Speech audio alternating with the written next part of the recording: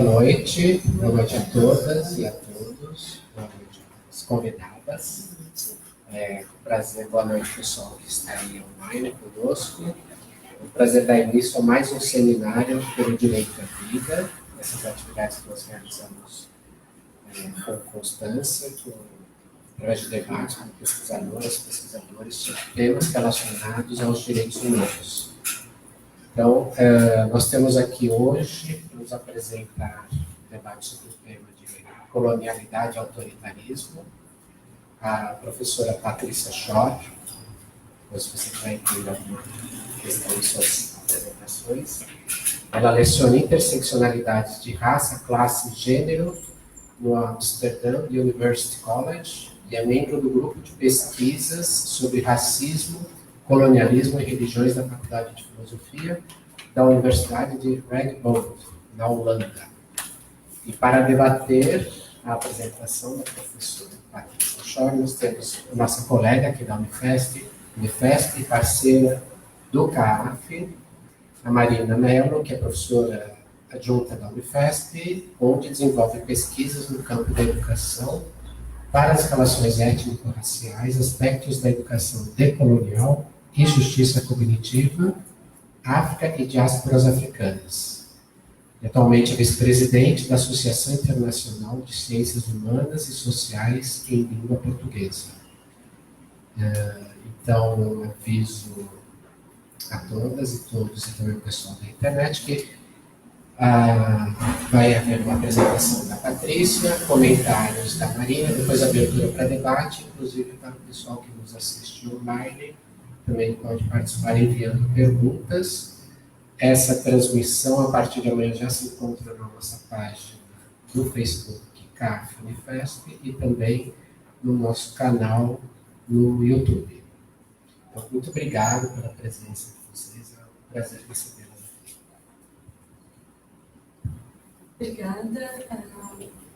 Muito obrigada, Edson. Obrigada à Pró-Reitoria de Extensão e Cultura, e à professora Rayane em particular, ao Centro de Antropologia e Arqueologia Forense, em especial ao Edson Teles, pelo convite pela organização desse seminário, e à professora Marina Mello, por se dispor a debater. É um prazer estar aqui. Eu tenho algumas ressalvas a fazer antes de começar a falar sobre o tema propriamente dito. Em primeiro lugar, eu estava de férias no Brasil e, portanto, não estou plenamente preparada para uma audiência acadêmica, mas eu aceitei esse convite muito gentil, bravamente. Além disso, eu estou trazendo aqui uma breve análise sobre a atual conjuntura brasileira, fazendo uso das minhas áreas de conhecimento, porém não sou uma especialista sobre o autoritarismo e nem me coloco onde estou, que é na Academia Holandesa, como especialista sobre o Brasil. Esse breve texto que eu vou ler para vocês, para abrir essa nossa conversa, é a resposta aos inúmeros pedidos que eu tenho recebido nesses anos recentes para explicar o que se passa no Brasil desde o impeachment de Dilma Rousseff. Essa é, em grande parte, a explicação que eu tenho dado para audiências acadêmicas e não acadêmicas na Holanda. Para vocês, há muito aqui que não é novo, algo talvez sim, é basicamente a perspectiva informada de uma acadêmica brasileira na Europa. Por isso tudo, eu venho para trocar ideias e ouvir vocês também. E o pessoal que está online, presente remotamente. E, por fim, eu moro na Holanda há quase 30 anos. Então, por favor, me desculpem quando a língua portuguesa me falhar.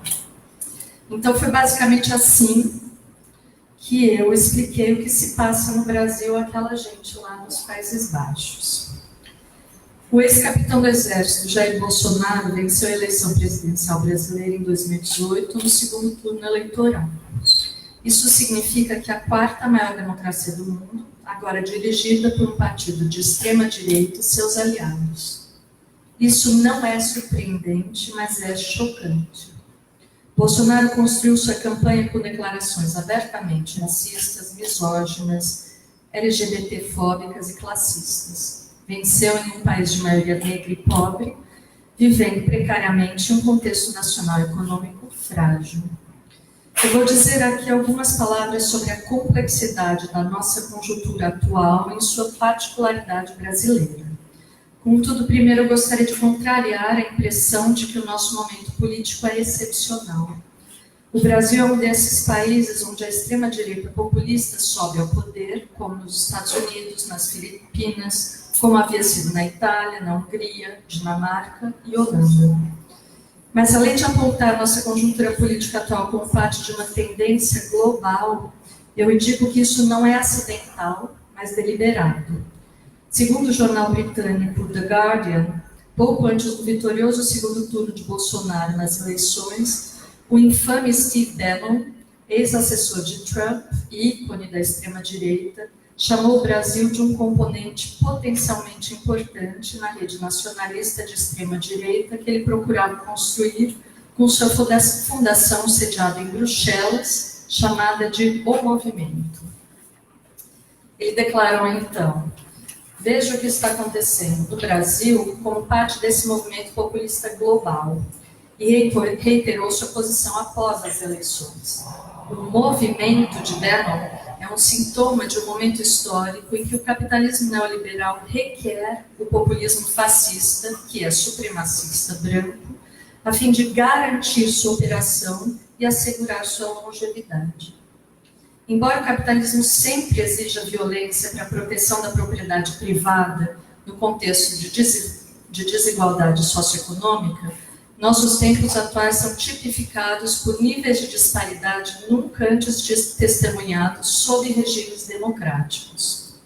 Como bem disse Silvia Federici, o capitalismo requer sucessivos momentos de acumulação primitiva para além do momento do lançamento do regime capitalista. Estamos em um desses momentos.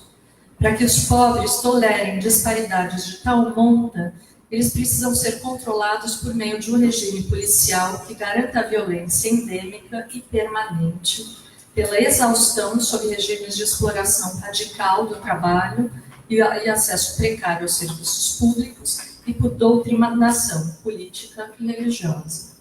Os regimes autoritários fornecem precisamente isso. Uma tendência global relacionada que explica o imbróglio político no Brasil é a falsa descrição e análise do atual conflito entre movimentos autoritários e a oposição democrática a eles como um conflito entre a extrema-direita e a extrema-esquerda em uma arena política polarizada, porém uma arena onde os agentes políticos têm igual acesso ao poder. Ao meu ver, isso é uma imagem falsa. Nesse contexto, Jair Bolsonaro não havia sido retratado pela grande mídia brasileira como um fascista que colocaria e coloca em risco a democracia. Nossa mídia nacional foi, digamos assim, mais sutil. Bolsonaro foi narrado como uma figura circense, cujas declarações abertamente racistas, misóginas, homo- e transfóbicas e classistas representavam uma escolha comum pela direita contra o Partido dos Trabalhadores, representado pela mesma mídia hegemônica como o outro extremo. As formas dessa representação do Partido dos Trabalhadores como uma ameaça de esquerda põem em evidência o importante aspecto brasileiro dessa crise política, a saber, o ódio aos pobres. Isso por si só não é uma singularidade da cultura hegemônica e da organização social brasileiras, mas caracteriza o capitalismo neoliberal e, em particular, sua falácia da meritocracia. A meritocracia leva a crer que a pobreza e a exclusão social são consequências da inadequação dos pobres ao capitalismo por sua falta de ética no trabalho, ou ética de trabalho. O pobre perturba e ameaça a ordem capitalista e é temido e odiado por isso. No Brasil, esse sentimento pode determinar resultados eleitorais. Essa tendência classista informa as campanhas políticas aliadas aos negócios para que as elites possam garantir que o governo proteja seus interesses. Para a população, o Estado mínimo, para o capital, o Estado máximo. Novamente, isso não é exclusivamente brasileiro, mas também é. E aqui estou me referindo ao nosso então escândalo eleitoral relatado pela Folha de São Paulo, que denunciou que Bolsonaro recebeu uma ajuda ilegal de um grupo de empresários brasileiros que financiaram uma campanha multimilionária anti-Partido dos Trabalhadores para bombardear usuários do WhatsApp com inverdades e invenções, fake news, disparando simultaneamente centenas de milhões de mensagens do WhatsApp. No momento que essa campanha ilegal foi noticiada, eu, e acredito que comigo muitas e muitos, estava certa que haveriam consequências legais de porte. No entanto, a impunidade reinou. A campanha, de fato, vingou e foi vencedora. O WhatsApp serviu de principal fonte de informação sobre os candidatos e partidos presidenciais. Durante a campanha presidencial, Bolsonaro, como todos aqui sabem, porém na Europa não, apesar de não ter sido muito diferente do processo eleitoral estadunidense, se recusou a participar de debates com os outros candidatos. O WhatsApp foi determinante nesse processo e neste meio social. As regras de engajamento são bastante particulares. As declarações não são sujeitas a escrutínio público. Mas, acima de tudo, o que eu quero destacar aqui é que a campanha de mídia social de Bolsonaro fez uso de um tipo de mensagem que fala aos brasileiros, diz algo fundamental sobre o Brasil. Essa mensagem é antipobre, sexista e racista e apela a uma moral cristã ultraconservadora que forma o próprio tecido da sociedade brasileira e foi historicamente normalizada nos espaços semi-privados da família e amigos e círculos profissionais que agora estão no WhatsApp, um espaço híbrido, entre o propriamente privado e o plenamente público. Essa mensagem é o nosso arquivo cultural colonial, pegando o conceito emprestado de Edward Said e Gloria Weber. A colonialidade, termo de Aníbal Quijano, que a herança ou a vida após a morte do colonialismo está viva, muito obrigada, e prospera. Segundo Jane Alves e João Costa Vargas, o medo aberto e constante dos negros entre os brancos caracterizou a era colonial, um medo que nos acompanha. A população negra, suas culturas e suas habilidades foram criminalizadas e perseguidas. Os padrões contemporâneos de distribuição social, injustiça e violência mostram uma continuidade marcada com aqueles tempos. A nossa cultura seletivamente punitivista não é nova e tem uma materialidade muscular. Ela tortura e mata, rápido ou devagar, o que chamamos na literatura de slow death. E então devemos falar sobre o legado colonial da violência. Meus dados não são os mais recentes, vocês certamente têm outros dados, mas eles colocam em evidência uma certa ordem social e política que se mantém. O Brasil é o país líder mundial em homicídios pela polícia. Os assassinatos violentos cometidos por policiais atingem níveis tão insidiosos que a Comissão de Direitos Humanos da ONU recomendou que o Brasil dissolvesse sua polícia militar. Conforme observado no relatório oficial do Mapa da Violência, a violência tem uma cor no Brasil, tem cor. É como se negros e brancos vivessem em países completamente diferentes. Segundo o Fórum de Segurança do Brasil, 71% das mais de 60 mil pessoas assassinadas no Brasil em 2017 eram negras. 90% da juventude assassinada é negra. A cada 23 minutos, um jovem negro é assassinado no Brasil. Os negros também representam 62% da nossa população carcerária. Certamente agora mais. E o Brasil tem a quarta maior população carcerária do mundo. Para as mulheres negras, o Brasil também é um território letal. O número de mulheres negras brasileiras assassinadas aumentou 54% entre 2003 e 2013. Isso aconteceu apesar da Lei contra a Violência de Gênero de 2006, acreditada com uma redução de 10% na violência contra mulheres brancas. 68% das mulheres encarceradas no Brasil são negras. Não faz muito tempo, Marielle Franco reiterou as razões de seu então ativismo e entrada na política. A cada 11 minutos, uma mulher é estuprada no Brasil. 503 mulheres são espancadas a cada hora no Brasil. 66% das mulheres vítimas de violência obstétrica são negras, 63% da... Oh, desculpe, é isso. E é muito. E é sobre a violência baseada em gênero e sexualidade que eu ainda darei os últimos dados mais assustadores. Em 2016, 4.606 mulheres foram mortas no Brasil. O Brasil ocupa a 5ª posição no mundo do feminicídio. A cada 90 minutos, uma mulher brasileira é morta como vítima de sexismo. As mulheres negras têm uma taxa de homicídio 71% maior que as brancas. As mulheres indígenas geralmente vivem nas áreas com as maiores taxas de feminicídio no país.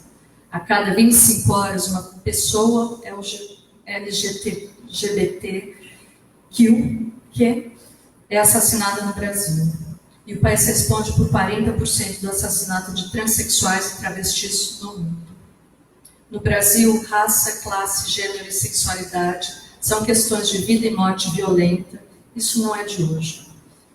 Todo esse arsenal estatístico revela um país já muito bem analisado por Dias do Nascimento, Luísa Barros, Clóvis Moura, Sueli Carneiro, Jamila Ribeiro, Hamilton Borges, Juliana Borges e tantos outros intelectuais, acadêmicos e militantes afro-brasileiros.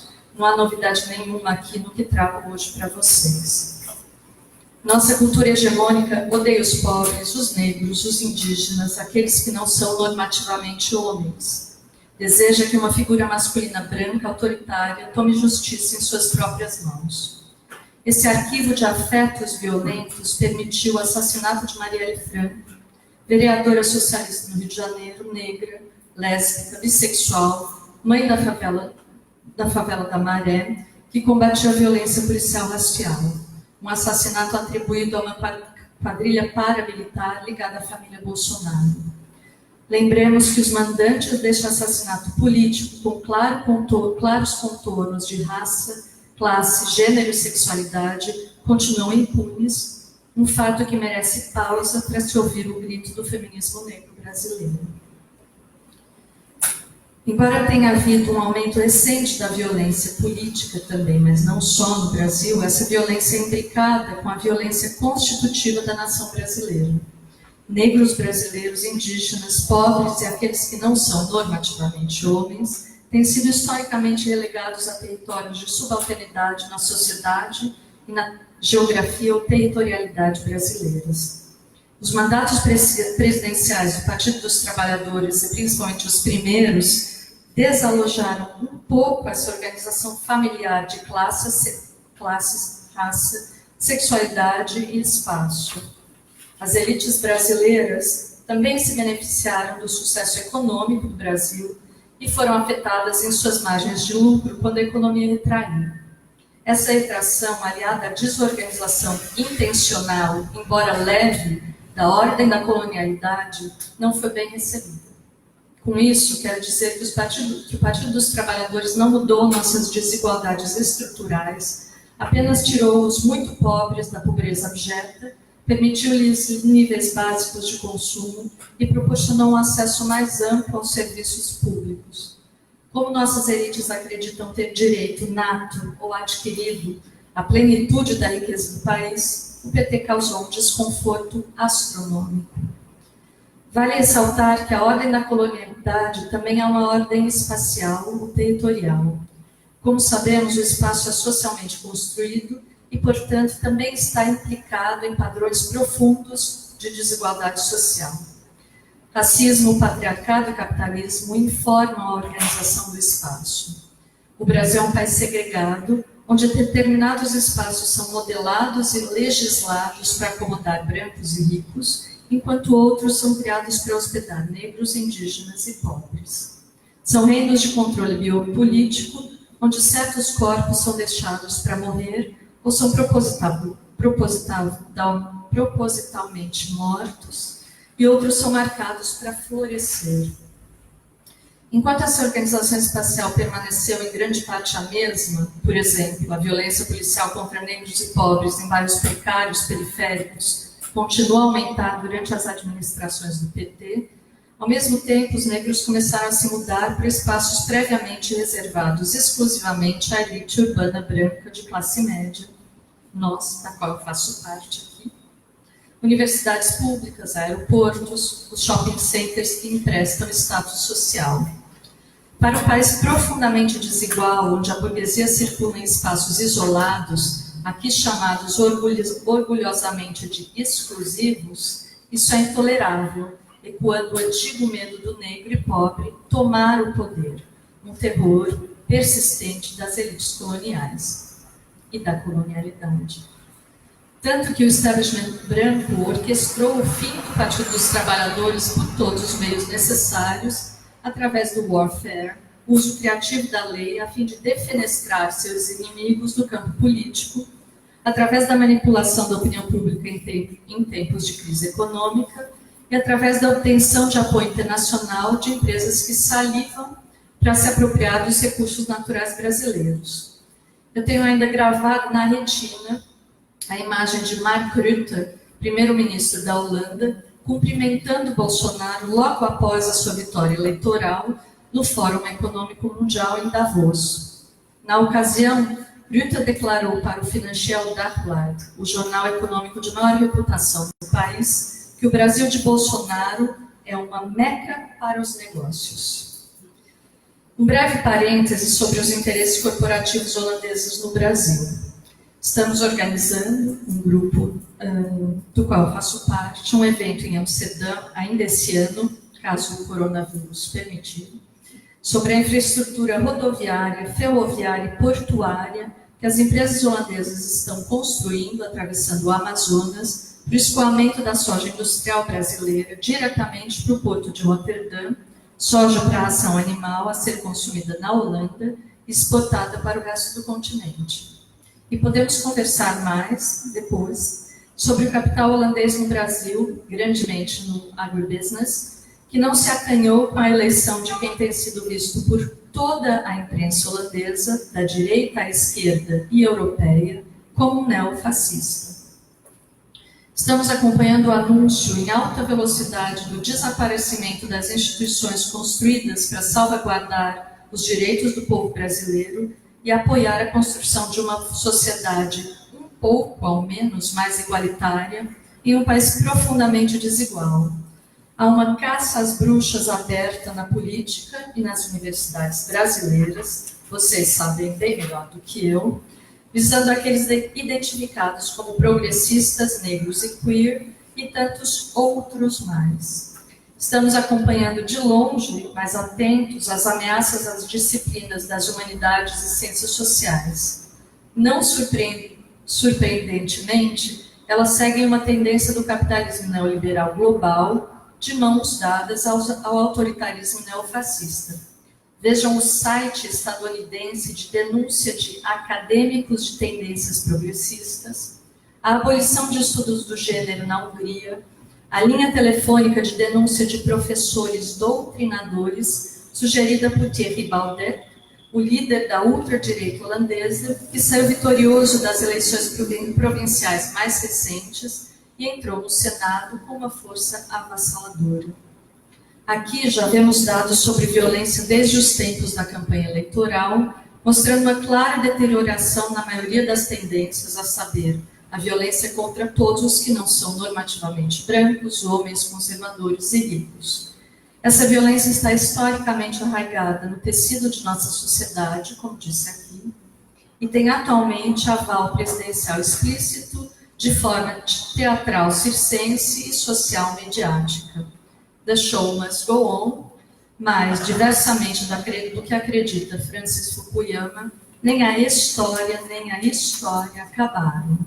É isso. Obrigada.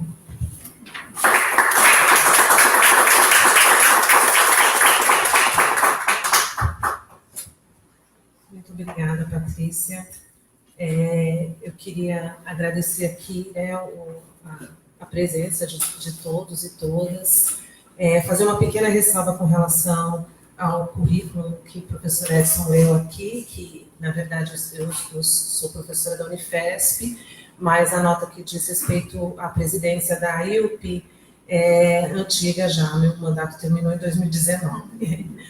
E é um prazer conhecê-la pessoalmente, né, já que a gente teve já um breve contato, né, em anos anteriores, aí por ocasião da organização do Conlab. E, assim, aquilo que você traz, assim como o seu campo de pesquisas, eu me vejo muito identificada, né, a essa discussão, sobretudo a partir do princípio da colonialidade, né? Eu também não sou nenhuma especialista nas questões de política, né? Embora a minha formação seja no campo da história e da antropologia, mas não tem a ver com antropologia política, mas eu acredito justamente que os conceitos, né, que você traz, sobretudo o conceito de colonialidade, ele vai remeter a uma reflexão já tardiamente desenvolvida dentre nós e que está no mundo, que é a questão da colonialidade, que articula necessariamente a premissa da racialização das diferenças e dos diferentes e das consequentes hierarquias e classificações. Você traz na sua fala, né, que o capitalismo sempre exige violência, né? Eu acrescentaria, né, violência, usurpação, e algo que está muito presente dentre nós e que tem sido muito convenientemente manipulado, que é a questão do medo, da ameaça e do perigo. Medo, ameaça e perigo representados quase sempre a partir, né, dessa conjuntura, dessa estrutura racializada, na figura de negros, né? Talvez aqui no Brasil a gente devesse especificar um pouco melhor essa questão racial, porque o perigo, a ameaça e o medo estão representados na figura de indivíduos e coletividades pretas, mais do que negros, já que dentre nós a gente tem a questão da suposta democracia racial, a mestiçagem, né, como um discurso de amansamento, né, de amenização dessa violência que você traz, mas que portanto, uma grande armadilha, né? Então, eu diria, né, que o capitalismo não vive sem violência nem sem a ideia do medo. E esse medo tem sido representado muito convenientemente e muito massivamente associado à figura, sobretudo da juventude negra, mas também de mulheres negras.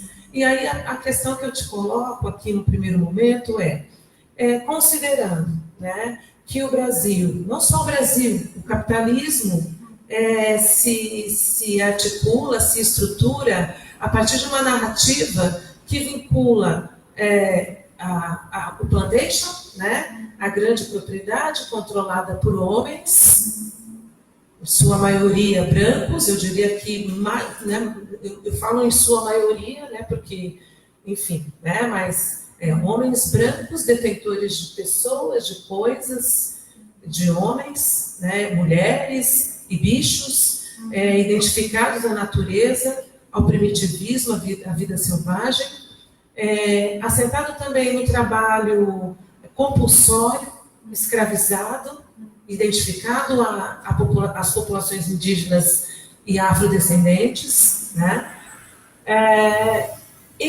Assim, e ao mesmo tempo, né, a gente vive no Brasil uma mitologia de estarmos num país onde produzido assim numa visão idílica, né, da união de três raças, né, o indígena, os indígenas ou ameríndios, pretos e brancos, né, num anúncio, né, de um porvir que nunca chega, né, de possibilidades que nunca se concretizam, de diálogos e de reconhecimentos e de compreensão que nunca se concretizam.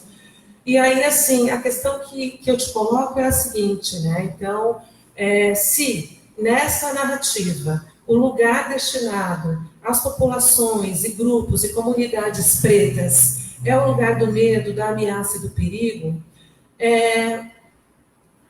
como que você discutiria ou refletiria sobre um incômodo que eu vou te colocar, que é o seguinte, né? Ao mesmo tempo, falar de populações pretas sempre vai evocar sofrimento, dor e, portanto, um lugar de absoluta subalternidade, um lugar em que esses corpos eles são sempre objeto, né? Ou objeto da compaixão alheia, ou objeto de um discurso em que esse sofrimento aparece como o nosso único legado. Nosso legado é sofrimento, subalternização, mas a gente sabe que a sobrevivência dessas populações ela não se deveu apenas a isso. Há uma resistência, né? Houve e há uma resistência que é histórica, que é permanente e que se processa aí, né? Nas periferias, sobretudo nas periferias, porque o nosso lugar não é esse aqui, né? Esse lugar não é confortável para nós, nunca, né? Porque essas imagens que nos associam a sofrimento, a dor, a correntes, a ação do outro, nos colocam, né, num lugar não pensamos, não agimos, estamos a reboque, né? E a gente, assim, você sabe que não só aqui, como na Europa, em vários lugares do mundo, esse movimento afrodiaspórico, ele é um movimento transnacional, não sei se esse adjetivo se aplica, mas que não aparece, né? Ele quase nunca aparece como um movimento de vida, aparece como um movimento, ou seja, né, negros, pretos e pretas, a juventude, toda um movimento que revolve, né? Revolve conceitos, revolve estruturas, não aparece, a não ser nesse lugar de subalternização. Então, eu gostaria que você falasse um pouquinho sobre como você vê isso, né? Que isso aparece nos discursos acadêmicos, nas mídias, né? Eu não sei se eu me fiz clara, porque eu nunca vou ser clara, ou escura, mas assim, queria te ouvir um pouquinho sobre isso, né? Que é algo que particularmente me incomoda. Né? Sim. Obrigada. E é um prazer conversar com você e ser também abordada por você. Nesse sentido, eu acho que é de fato uma questão fundamental e depende muito em que lugar nós falamos, quem nós somos e qual é a nossa audiência também. Então, eu me debati um pouco com isso quando eu fui convidada a falar aqui, porque este é um texto, uma parte de um texto que eu falei para audiências brancas, holandesas, europeias, com o intuito de provocar, deslocar esse lugar de conforto, não é? Que é um olhar ao Brasil distópico e violento, dissociado de nós, os europeus, e os europeus propriamente europeus. Agora, essa narrativa não pode ser, sem dúvida, uma narrativa que está sozinha. Não é? Por exemplo, o que nós temos feito são, junto ao movimento negro holandês, principalmente ao movimento feminista holandês, cavar esses espaços para abrir a porta para esses coletivos e esses agentes falarem em seu próprio nome e colocarem, né, quer dizer, explicitarem essa agência que exatamente sempre existiu, continua existindo e é fundamental. Então, brevemente, não é uma resposta no sentido de que de rebater o que você fala, mas de concordar e achar que também é um espaço que a gente tem que, nós, eu em particular, navegar com muito cuidado, consciência, mas também mudar como se a gente se coloca dependendo da audiência. Mas isso não é para dizer que o protagonismo desses coletivos e desses sujeitos, ele deve ser colocado, é claro, em todos os lugares. Muito obrigada. Também, assim, o que me chamou a atenção na sua fala, quando você chama a atenção, né, para o aspecto da força do cristianismo, né? Da força da mensagem cristã, que é uma mensagem que de certa forma, as nossas ideias, né, a ideia ocidental a respeito do que é bom, do que é belo, do que é verdadeiro, ela está sempre ancorada, né,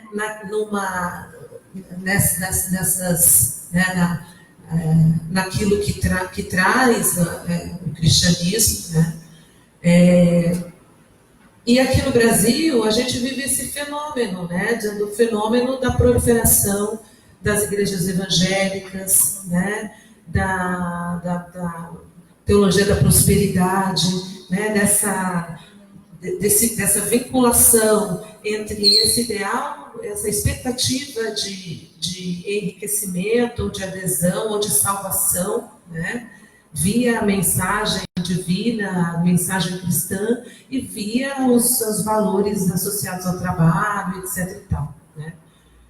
E aí, a questão que eu coloco também tem a ver um pouco com, se é que eu entendi, né, daquilo que você traz na sua fala, da identificação do Bolsonaro ou de um inimigo que é personificado na figura de um ou outro político, quando na verdade a gente sabe que o que aconteceu, o que tem acontecido no Brasil, né, até muito bem lembrado pelo Mano Brown, né, que vai dizer, poxa, né, mas ali nas vésperas das eleições, e eu sei disso porque sempre morei nas periferias, né, eu convivo, as minhas amizades, minhas vizinhas, o meu ciclo de amizade tem a ver com isso.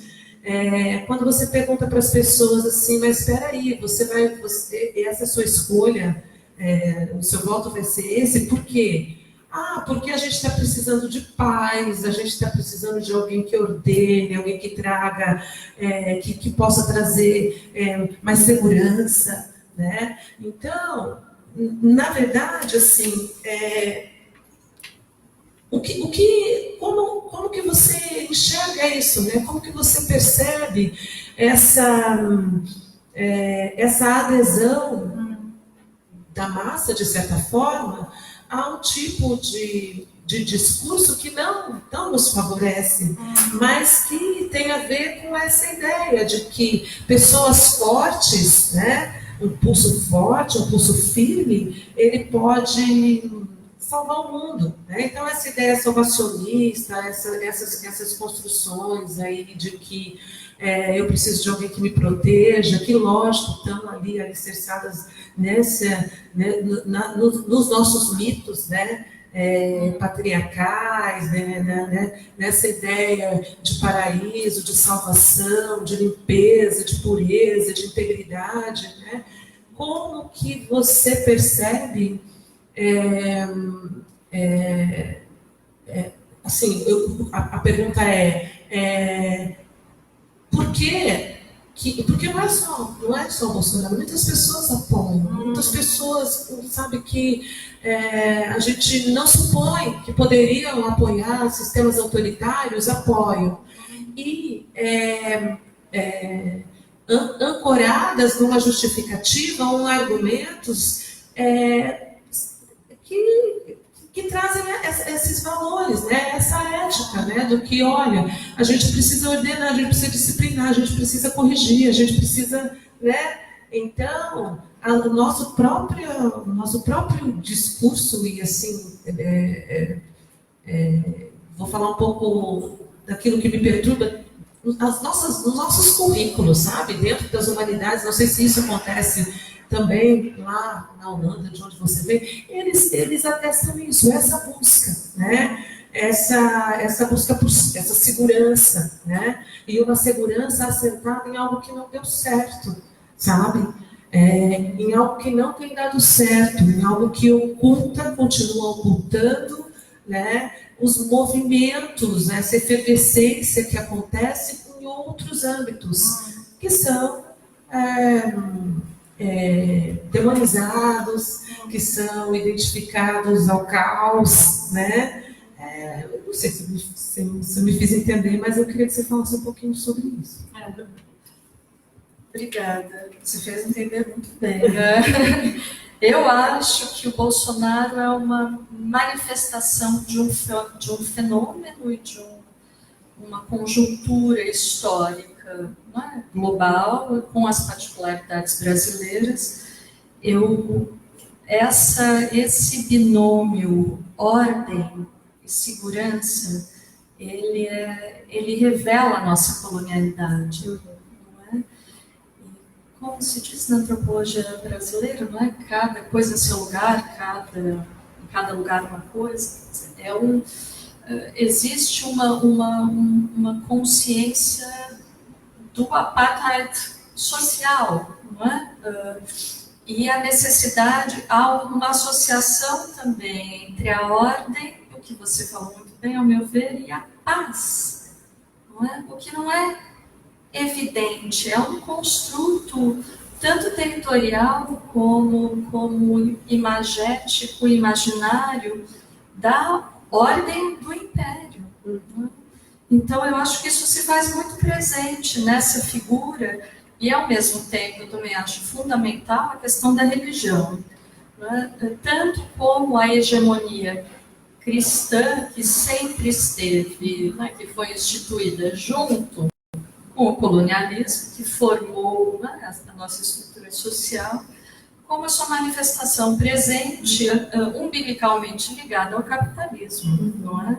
É uma forma de religiosidade, nós temos muitas formas no Brasil, muito particular, que se empresta muito bem ao florescimento do capital. Não é?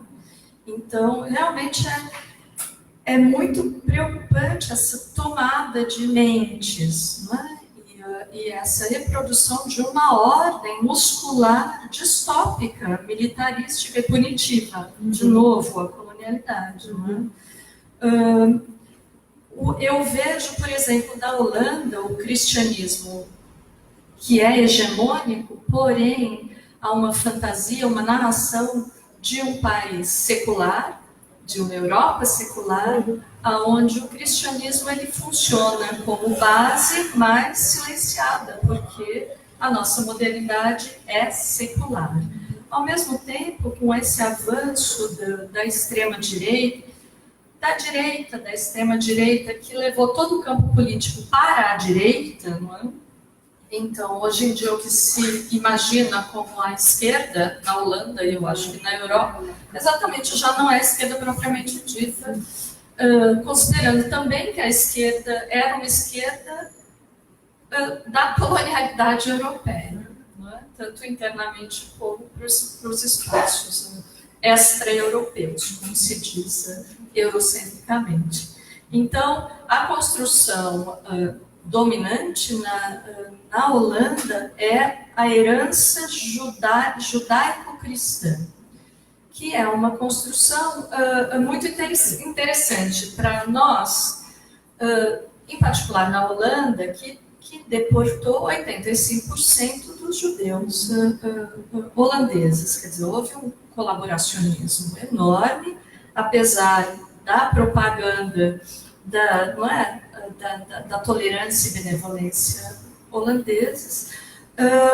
Essa construção do judeu cristão não faz o menor sentido historicamente, mas ela é uma construção que funciona para se expulsar os muçulmanos, né, que são o grande outro ao lado do negro e do judeu na Europa. E, quer dizer, em geral, a grosso modo, no mundo ocidental, na Europa e nos Estados Unidos, o muçulmano é a grande figura racializada deste medo, né? Porém, o negro e o preto, como você mencionou aqui no Brasil, na nossa colonialidade lusotropical,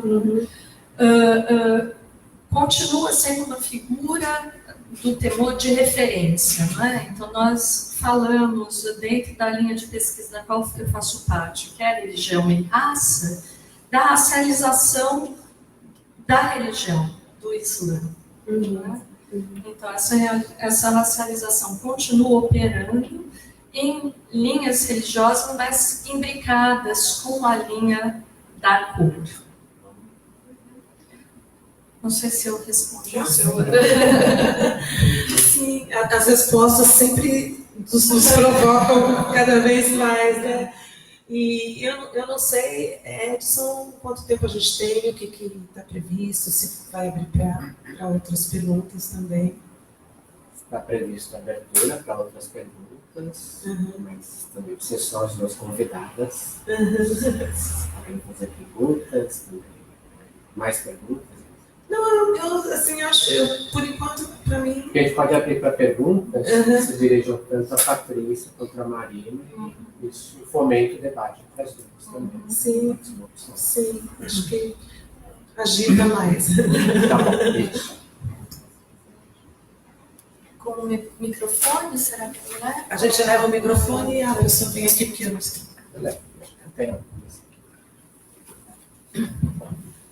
Muito obrigada a essa palestra maravilhosa. Eu sou Sara, sou da Síria. Vou fazer uma pergunta para vocês duas, se vocês me permitem. Especialmente sobre essa última parte, sobre a racialização. Também, desculpa, meu português não é perfeito, tá? Sobre a questão de racialização do muçulmano. Eu tenho muito interesse, eu estou tentando pesquisar sobre como a migração se você quer falar, depende da conjuntura, depende de quem está chamando, turco, sírio-libanês, árabe, aqui no Brasil contribuiu para sucesso, depende também da conjuntura, de ajudar essa formação de ideologia de democracia racial, no sentido como essa migração do árabe aqui contribuiu para fazer que tem um imigrante que é bom, que é mais branco, e tem um imigrante mau, e tem sabe, esse contraste, porque tem um imigrante que é mais branco, que pode ser construído como branco, que pode ser construído como que veio daqui do país do Jesus, sabe, que é o Oriente Médio, e porque eu estou vendo isso acontecendo hoje em dia, porque hoje temos muitos refugiados também sírios que estão chegando do Oriente Médio, e também temos continuamente refugiados que estão chegando de Haiti, do Nigéria, de vários outros países também. Eu trabalho com refugiados.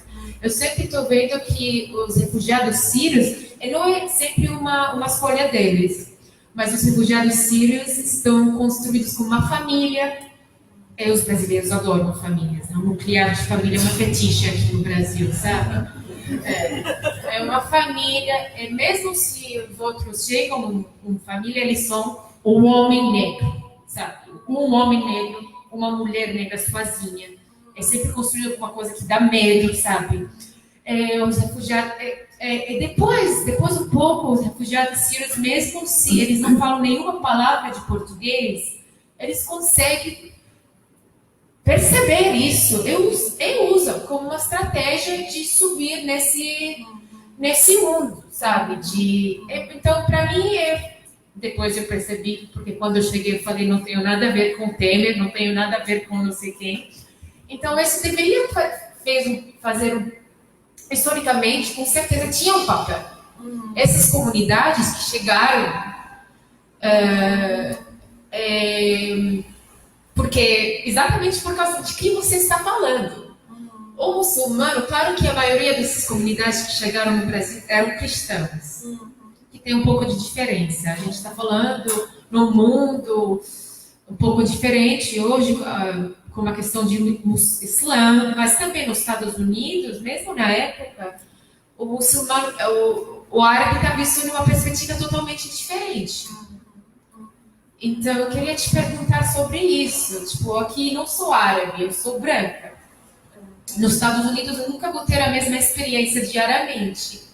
Então, eu achei isso de uma perspectiva histórica mesmo, de papel, de construção, de branquitude, de várias comunidades imigratórias para o Brasil.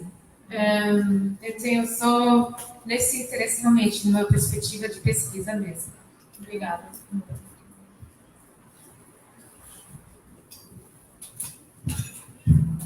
Bom, vou ser sucinto e rápido e não prolixo.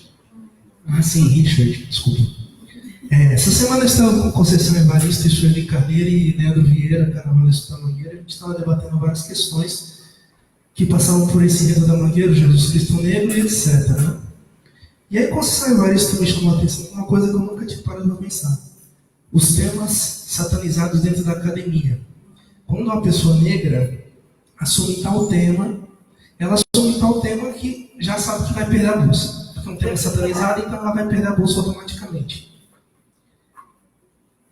E aí, ela puxou essa temática satanizada por uma questão de privilégio. E aí, eu lendo Bell Hooks, que muita gente conhece, mundialmente é conhecida, eu abandonei o conceito de resistência porque Bell Hooks trabalha em outro viés, que é o que me contempla mais. A qual não vou dizer que as pessoas procurem, porque é um negócio que eu trabalho na pesquisa e quando a gente trabalha essas coisas a gente não revela. É lógico, eu sou esperto, as pessoas usurpam pra caramba. Olha o nosso histórico de África, quando a gente foi usurpado, não vou revelar assim. E aí a segunda questão é que a gente debate privilégio, mas a gente não debate poder. Que é outra temática que eu vou trabalhar também nessa questão. Que é uma pessoa branca, por exemplo, não cobra o reitor branco da universidade. Exatamente. Mas ele chega na pessoa preta para... Por que você não cobra o reitor da universidade? Aí essa pessoa preta vai lá, cobra o reitor da universidade, sabe o que acontece com essa pessoa preta?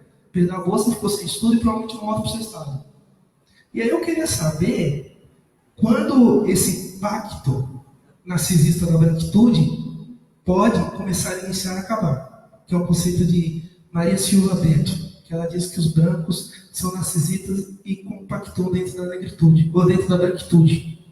E aí eu queria saber quando a gente vai deixar essa discussão de privilégio de lado e começar a debater poder de pessoas brancas realmente cobrando outras pessoas brancas dentro do seu lugar de poder.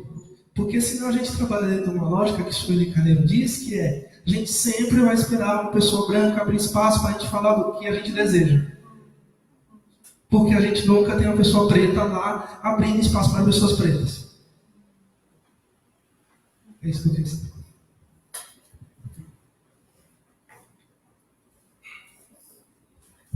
Posso só complementar, de repente, se der para encaixar na pergunta dele, pensando na academia especificamente, pegando o gancho da questão do poder. Como que vocês entendem o apagamento da questão de classe?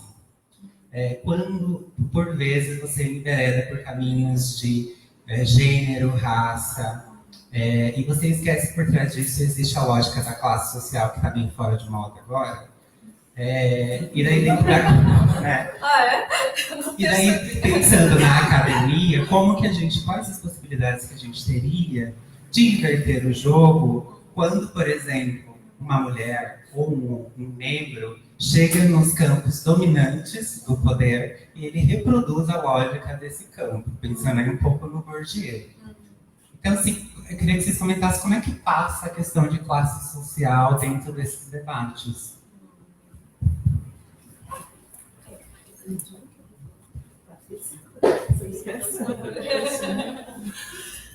Bom, começando pela Sara, né?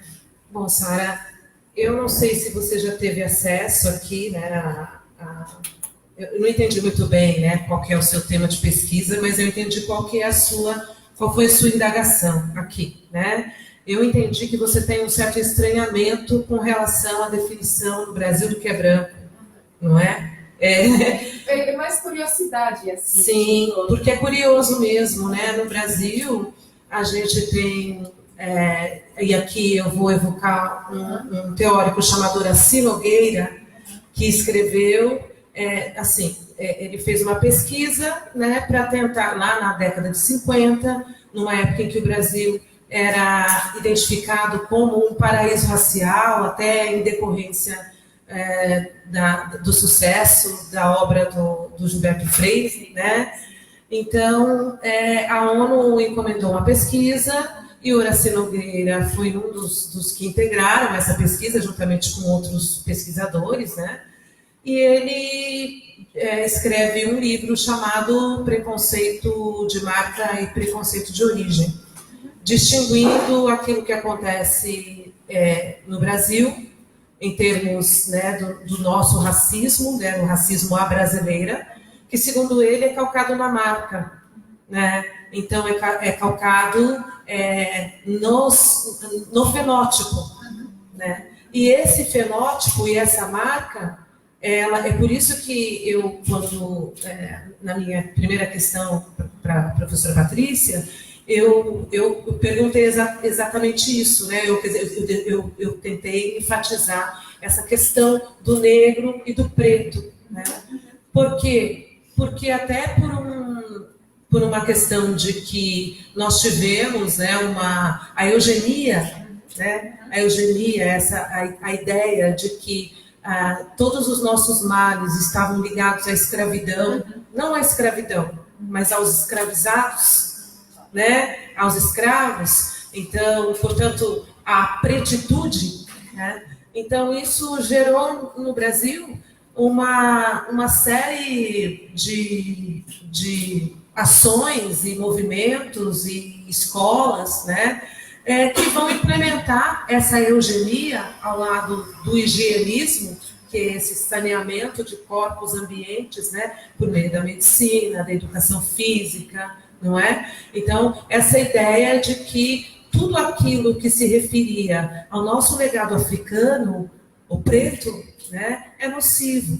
Então, essa marca, o nosso preconceito, o preconceito brasileiro, o racismo brasileiro, ele está ligado à pretitude, né? E a construção da branquitude, ela é, então, também bastante atípica, bastante diferenciada, porque aqui branco é quem preto não é. Grosso modo é isso, né? Branco é quem preto não é. Né? Então, eu acho muito interessante quando você coloca, né, como que o brasileiro é visto, a questão das famílias, né? E aí, já respondendo um pouco você não disse seu nome, ao Aurélio, né, que se incomoda, né, com porque há um apagamento, você diz, né, da questão de classe, e aí, assim, também me unindo um pouco àquilo que o Richard traz, né? Pensar em novas estruturas de poder implica na gente revolver todo o aparato científico, acadêmico, teórico, metodológico presente nas academias, sabe? E um pouco desse caminho passa por outras perspectivas, como a da decolonialidade, que vai enfatizar a ideia de que raça estrutura pensamento, estrutura as academias, constrói pensamentos baseados na dicotomia, em dicotomias variadas, né? Preto versus branco, céu versus inferno, e por aí vai, né? E aí, quando a gente vai em outras possibilidades cosmológicas trazidas pela Umbanda, pelo Candomblé, né? E que vão trazer outras possibilidades de se exercer poder, né? Poderes ligados ao valor do feminino, ao valor das mulheres, das crianças, dos velhos, né? Talvez a gente se desancorasse, né, disso que está presente aí, né, Richard? Então, quando você diz assim, os pretos não levam outros pretos, não é uma questão de privilégio, é uma questão de poder. Quem define lugar, quem define quem faz o quê, quem define, enfim, né? Então, precisa mudar muita coisa. E aí, a gente se aperceber de que esse branqueamento, né, causado por genocídios recorrentes e epistemicídios recorrentes vão fazer com que, na medida em que eu estando passando por um processo que é um processo um processo de ratificação de poderes hegemônicos, que é o processo do concurso público, do magistério, né? Vai fazer com que eu me filie ou me alinhe, de certo modo, né? Ou na medida do possível, aquilo que a academia justifica, ratifica como legítimo também. Então, qual seria o caminho? O caminho é a coragem, sempre, né? Tem que passar sempre pela coragem. A coragem de desafiar, a coragem de sair do lugar e de mostrar-se para além daquilo, né, que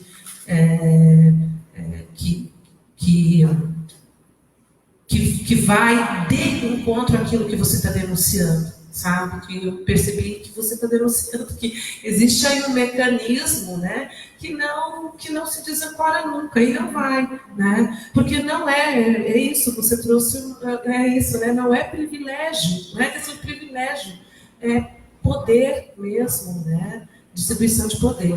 E aí, Sara, Richard e Aurélio, né?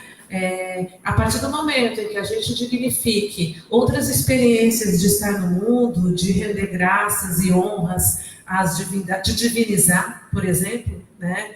Se a gente conseguir trazer isso para a academia, aí sim, talvez a gente tenha um caminho. E não se trata mesmo de uma questão de classe, porque daí vem a premissa da interseccionalidade, que a despeito de parecer, né, um discurso novo, é uma condição de vida e de existência trazida por mulheres negras da diáspora desde sempre, né? Porque gênero, raça, sexualidades e classes sempre caminham juntos. Então a luta, né, daquelas sobretudo, e daqueles, né, que não são identificados a essa narrativa hegemônica, ela está aí desde sempre, né? Então, a partir do momento que a gente define homens e mulheres, e a colonialidade diz que pretos e pretas e ameríndios, indígenas nunca são nem serão homens e mulheres. Nós somos bestas, nós somos fêmeas, né? Nós somos selvagens, nós somos primitivos, e é isso. E é isso que está aí nos discursos, nas narrativas, nos programas, nos currículos, né? Mas existem lugares de existência, não vou falar mais existência, então, em homenagem de existência e de luta, que estão nos terreiros, que estão aí em lugares que as famílias, elas são algo diferente da família nuclear, né? Porque a família nuclear serviu, né? E serve aí do sistema esses modelitos, né? Mas o que a gente vê nos terreiros e em outras instâncias que sempre desafiaram o status quo é que a gente não tem que ter pudores de falar preto, a gente não tem que ter pudores pudores de falar do velho, né? Porque eu não sou idosa, eu não sou da terceira idade, eu não estou chegando na terceira idade, eu vou virar uma velha, que bom, né? E a gente tem muitos pudores com relação a isso, porque está tudo articulado ao mesmo discurso, né? Então, quando a gente tem que ficar, de algum modo, explicitando, ou qualificando, ou adjetivando, Bell Hooks, mulher negra, feminista, não sei o quê, não sei o quê. Audre Lorde, poeta, lésbica. Não precisa, não importa o que seja, né? Porque talvez a gente tenha que romper justamente com essa maneira de avaliar o mundo, de avaliar as coisas, o mundo e os seres. Não importa muito, né? A heterossexualidade, né, ela está vinculada a uma premissa que talvez nesse desenrolar do capitalismo não atenda mais, né? Eu estava vendo um documentário, não sei se vou estar fazendo propaganda aqui da Netflix. Depois vocês editam. Quanto tempo tem o tempo? Acho que é isso, né? Quanto tempo tem o tempo? E aí, especialistas de vários campos, né, estão discutindo que a finitude, que a finitude não vai fazer mais parte da humanidade. Então, aqueles que podem comprar, né, vão poder comprar a imortalidade. Então, se aquilo que nos unia, né, era a morte, né, uma premissa que é discutida ali é que alguns morrerão e outros não, né? Alguns vão ter a juventude eterna, alguns, né, vão poder comprar isso. E isso é medonho, né? É medonho. Então, o que leva, ao que vai nos levar esse desenvolvimento científico? Pode nos levar a essa ruptura, né, absoluta, que tem a ver não só com a classe, tem a ver com todo esse construto que envolve classe, raça, gênero, né? Porque o que está sendo construído aí nas academias, o que está sendo esperado, né? Aqueles que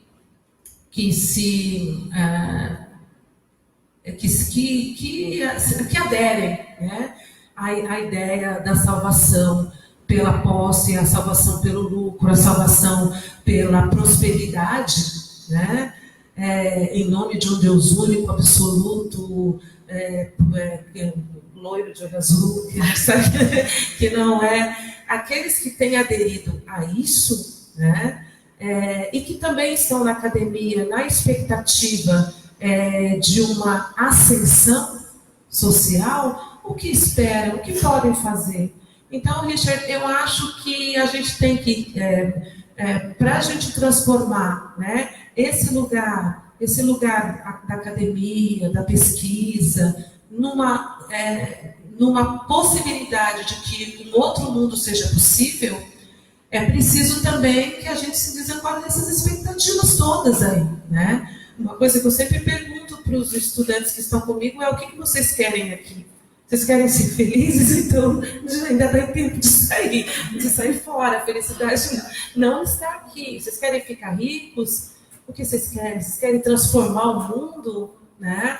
A gente pode, mas aí fazendo as perguntas certas. Eu acho que você um pouquinho trouxe isso, né? Vamos fazer as perguntas certas, né? Vamos mudar os nossos ícones, as nossas, né, referências, né? É um pouco isso que vocês me provocaram a pensar. Acho que eu não respondi nada, mas...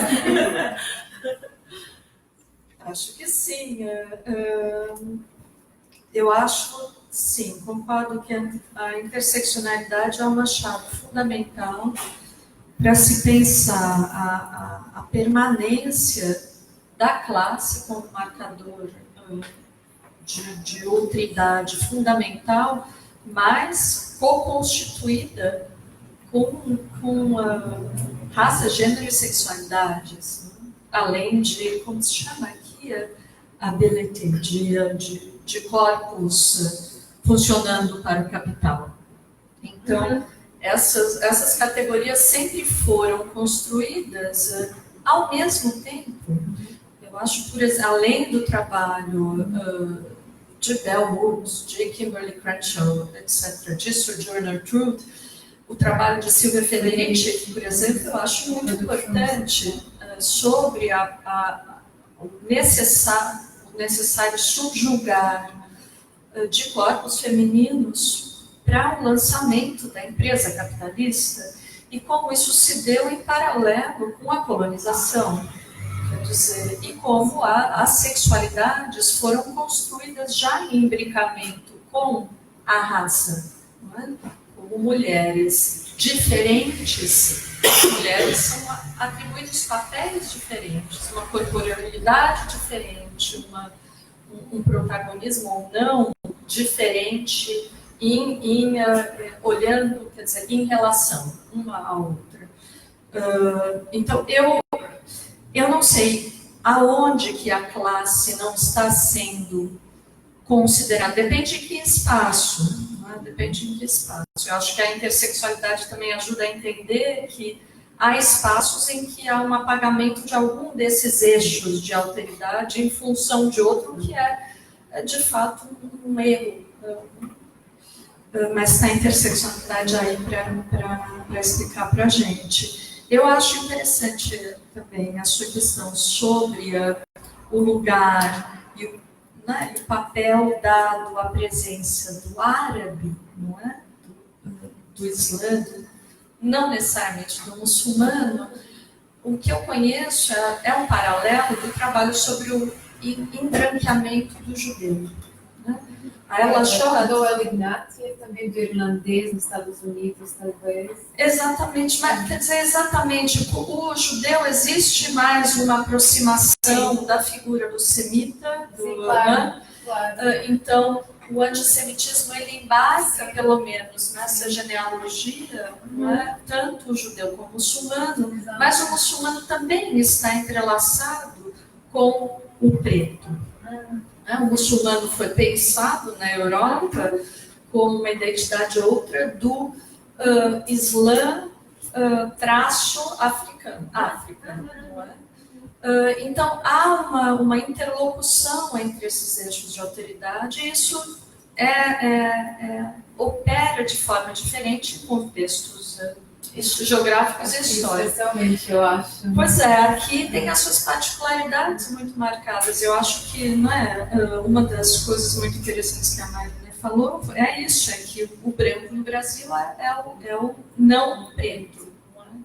E aí tem um grande espectro. Não é? Então você não é propriamente branco, mas pode ser condicionalmente branco, mas isso te coloca quer dizer, com relação a posições de poder de uma forma diferencial com relação ao propriamente ou impropriamente sujeito ao preto.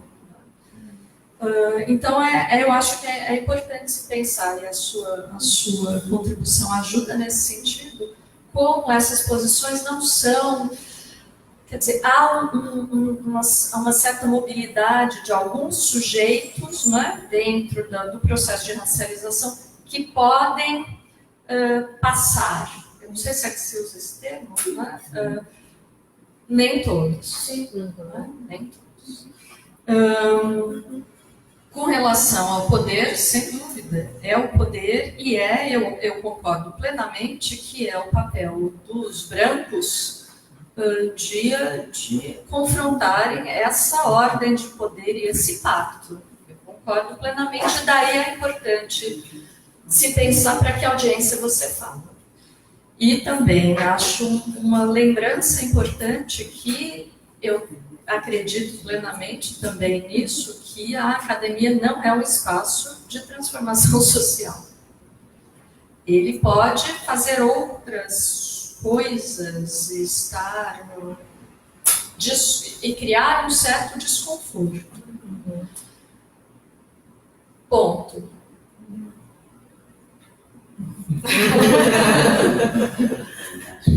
Desculpa. Não vem mais, mas... Acho que mais seria até. Meu nome é Silvia, sou bióloga da universidade há algumas décadas. Recentemente eu fui convidada para fazer parte de um projeto com a Universidade de Groningen. Olha só. E aí nós estávamos discutindo um work package que falava sobre diversidade. Nossa, está muito na moda. Eu estava discutindo isso, eu, não docente, mulher, com 3 homens médicos, docentes, brancos. E eu olhei para eles e falei assim, quem vai trazer a diversidade para a medicina dessa universidade? Porque é exatamente isso, Richard, quem toma a decisão são eles. Sempre. Eu estou há 22 anos. São as mesmas pessoas que estão passando por lá. Então, eu queria ouvir um pouquinho de como que a gente pode... Eu acabei me aliando a um movimento que talvez não seja o meu melhor lugar de fala, mas porque é onde eu encontrei espaço para ter um pouco mais de voz. Porque senão a gente não consegue falar sobre diversidade na mesmice, né? Que é mais ou menos o que acontece já há algumas décadas. Então, eu queria ouvir de vocês se vocês têm alguma sugestão para a gente tentar mudar um pouquinho. Olha, às vezes eu faço isso, mas aí, né?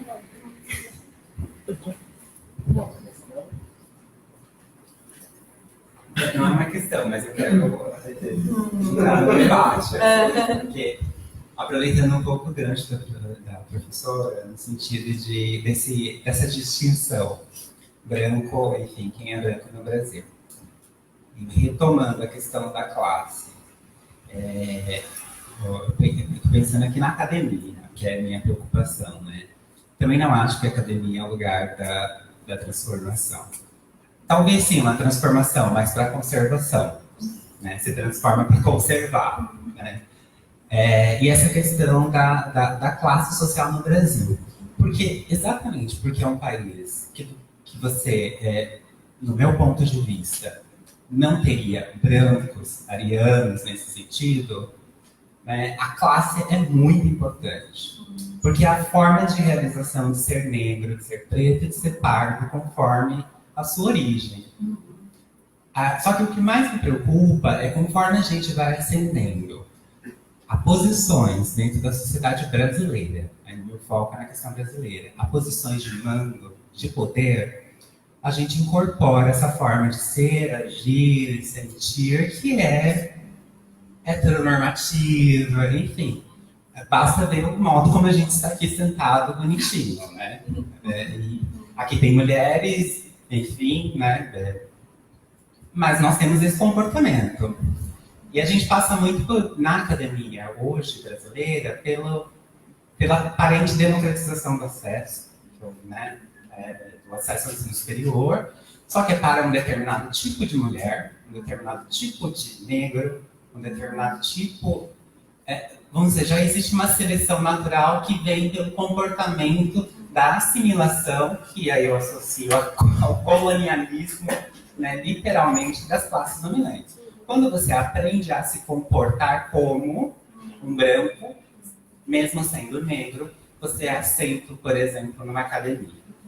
Né? Então, é um pouco por aí que eu queria colocar uma pimentinha no debate para vocês. Bom, eu vou também fazer uma pergunta. Só antes de dizer que esse assunto que passou aqui da universidade é um assunto que nos toca muito, né? Em especial no momento em que há um grave ataque à universidade, especialmente à universidade pública, mas a ideia de universidade, de modo geral, no Brasil, e em grande medida,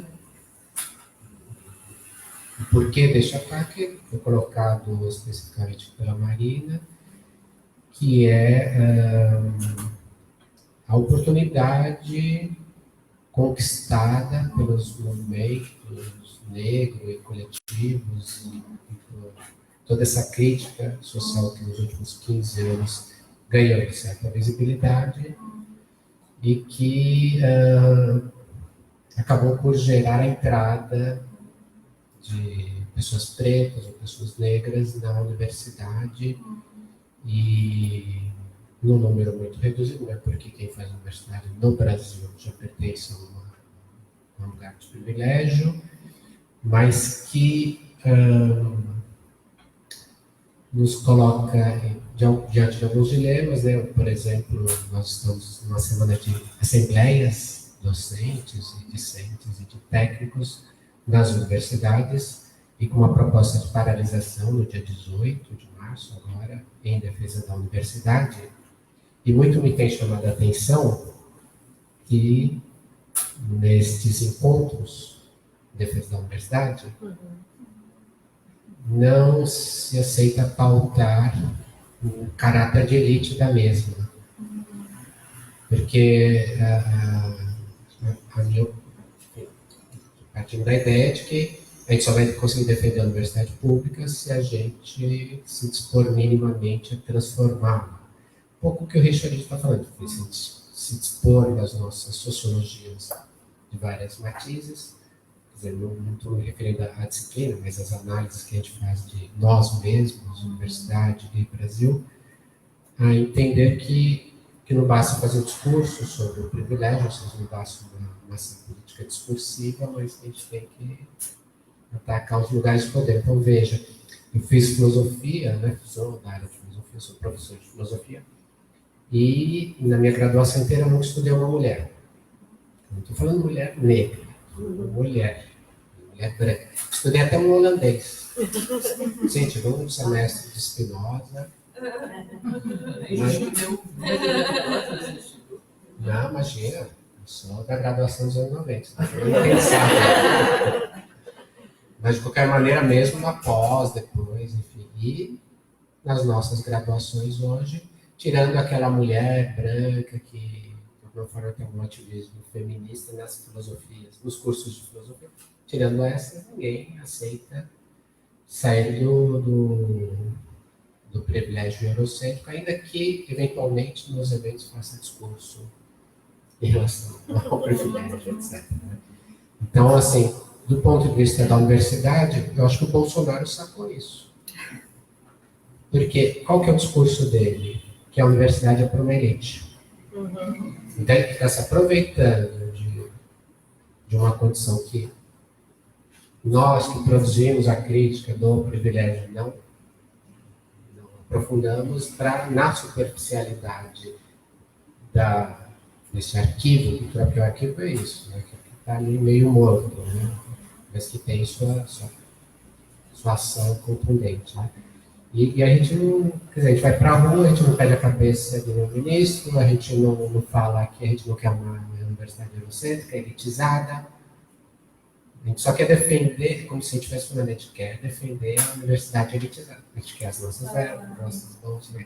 É uma coisa que me deixa muito perplexo, confuso com a situação atual. E aí eu engato na pergunta que é,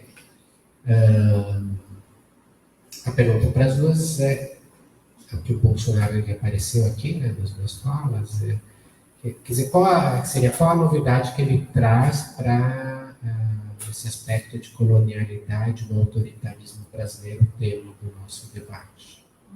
Porque ouvindo as duas, vejo aí um aspecto de, por um lado ele fortalece, porque tudo isso que você, Marina, colocou aí, do preto, da preta, né? Ser selvagem, civilizado, e do menino, ele assume explicitamente. Fala isso de boa. Então, em certa medida, uma grande novidade é ele trazer à tona e desmontar, de alguma forma, ou de trazer um outro aspecto da democracia racial, que a gente passou 30 anos da nossa democracia, com governos que falavam mais no estudo da democracia racial, né? Tudo bem. Então, ele traz à tona isso. E, por outro lado, ele intensifica uma violência que vocês já mostraram que já existia. Né?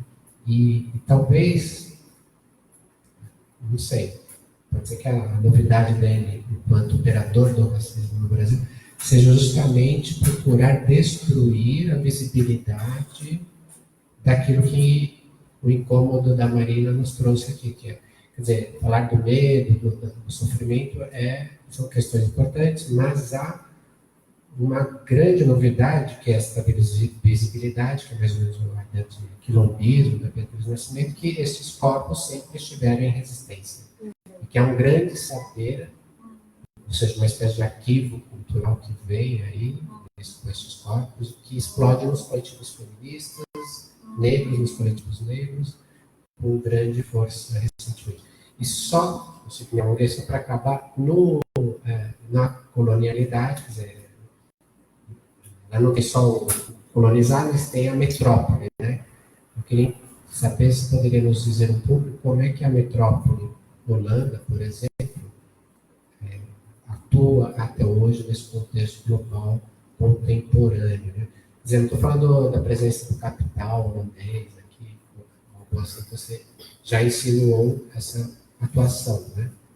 Mas como é que esse arquivo cultural é produzido na metrópole? Se é que podemos dizer que é algo desse tipo. Você que sabe. Você prefere? Eu não sei se eu tenho respostas assim para o que Silvia, Aurélio e Edson trazem, né? Eu acredito que um pouco daquilo que a Silvia traz como incômodo também foi respondido pelo professor Edson Pérez, né? Que é justamente isso, né? Como que funciona a universidade, né? O que a universidade tem produzido? É inevitável eu pensar aqui na minha própria história, na minha própria vida, né, de menina negra, jovem negra que fui, estudante, né, da Faculdade de Filosofia, Letras e Ciências Humanas da USP, num lugar de excepcionalidade, não que eu seja excepcional, né? Eu sempre coloco isso, não tem excepcionalidade nenhuma em mim, né? Havia, sim, uma vontade, sou filha de operários, né? Meu pai é metalúrgico, falecido já, mas uma ideia de que eu fui criada a partir de uma ideia de que a dignidade vinha pelo trabalho honrado, honesto, são esses os valores sobre os quais eu fui criada, né? E aí, quando eu ingresso na USP e me percebo absolutamente deslocada, né? Deslocada com relação àquilo que eu lia, a maneira como eu era tratada, a maneira como eu era invisibilizada, né? E eu afirmo que isso eu percebi muito mais na educação superior do que lá na educação básica, sabe? Na educação básica, talvez até por não ter elementos para perceber e porque era poupada pela vida familiar, comunitária, né? Eu não percebia, né, essa perversidade do sistema racista, né, que foi muitas vezes até verbalizado por alguns professores que eu tive, né, esse espanto, mas o que você está fazendo aqui? Uma professora lá na FEUSP chegou a me perguntar, nossa, eu nunca vi nenhum negro aqui, nenhuma negra, né? O que vem por trás desse estranhamento, né? E aí é exatamente isso, né? O meu percurso depois foi estudar relações raciais e com o professor Kabengele Munanga, saí da história, fui para antropologia, professor Wilson Nascimento Barbosa, mas sempre, né, referenciada e referenciando os clássicos. E quem são esses clássicos? Quem foram esses clássicos que eu fui obrigada a ler e a referenciar, estão lá na minha dissertação, na minha tese? São homens brancos, em sua maioria, né? Eu me lembro que na minha qualificação de mestrado, eu dizia assim, gente, mas eu não concordo com isso que está dizendo, que Bastide, vai ficar gravado, enfim, né? Que esses homens estão dizendo sobre famílias anômicas, sabe? Sobre o fato de não ser possível se criar civilização a partir de experiências de família levadas a termo por mulheres solteiras, mulheres abandonadas. É assim, desse modo que se refere, né? Então, tudo isso foi me incomodando num tal grau que na minha qualificação, quando eu verbalizei isso, eu me lembro de ouvir o professor Camenguele me orientar e sugerir: filha, olha onde você está, né? Você não vai escrever isso agora, talvez um dia você possa escrever isso por esse seu incômodo. E eu acho que é isso, Richard, né? Eu acho que é isso, Edson, Silvia. Eu acho que, mais do que mudar a cor dos nossos... Eu acredito que o que eu faço, depois de me submeter a vários ritos, né, de passagem, e o concurso público é um deles, né? O que é um concurso para magistério superior numa universidade pública? É uma prova de quê? De erudição. Nunca ninguém me perguntou se eu gosto de gente, né? E aí, assim, um pouquinho eu acho que a mudança ela tem que vir também com o meu modo de operar, né? Eu estou aqui a convite de vocês, né, no CAAF, na orientação de trabalhos de conclusão de curso, e é nítido, sabe? É nítido a insegurança que eu também tive, que eu também tenho muitas vezes, né? Peraí, mas será que eu sou adequada? Será que eu escrevo bem? Será que eu vou falar direito? Será que eu escrevo corretamente? Será que não vou me exigir línguas e mais línguas, sabe? Para provar a legitimidade daquilo que eu penso, daquilo que eu falo? Eu vejo isso nas estudantes, né? E estudantes brilhantes, sabe, Aurélia? Estudantes brilhantes. Então, na verdade, para me reportar um pouco, é uma experiência que eu estou tendo aqui, né? De uma orientação em que a proponente do trabalho, ela não quer escrever um texto, uma dissertação, ou seja lá, ela quer fazer uma encenação, ela quer mostrar uma peça de teatro, ela quer trazer as pessoas que a constroem para apresentarem o trabalho com ela, sabe? Eu acho que eu entrei no final do processo, alguém permitiu que ela fizesse isso aqui. E eu fico contente por isso, sabe? Porque eu acho que é bem isso, eu acho que esse pacto, ele tem que ser feito questionando-se, sim, as benesses, os privilégios da branquitude, de uma vertente brancocêntrica de conhecimento, mas que ela tem que fazer diferença também nas estratégias e tudo mais, né? E o meu doutorado é de 2015, né? E eu, por questões de sobrevivência, não pude prestar concurso 2015, não, 2005. 2005, de 2005, né? E aí as minhas colegas e os meus colegas, meus contemporâneos de doutorado, eles ingressaram no magistério superior muito rapidamente. E eu não, né? Por quê? Porque eu não tinha como me dedicar porque depois que você termina o doutorado, tem também um pouco do que foi falado aqui. Você entra nesse processo de adequação, né? Como eu vou me adequar para prestar um concurso docente, onde a banca vai me avaliar, não em função de uma proposta de transformação, mas em função de uma manifestação de adequação. É um pouco isso, né? Como eu vou me adequar para fazer esse concurso? E aí eu fui dar aula em faculdades particulares, e aí é que veio um pouquinho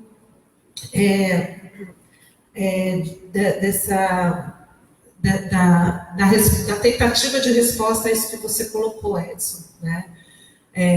Nas faculdades particulares, eu dei aula em cursos de pedagogia, né? Onde basicamente o público era composto de mulheres, diferentemente do público que a gente encontra nas universidades públicas, né, federais ou estaduais, eram mulheres pobres que são ainda mulheres majoritariamente mulheres pobres, ou mesmo homens pobres que querem se qualificar para ascender nos seus postos. Que postos? Postos de... A maioria trabalhava como pajem nas escolas, seguranças, né,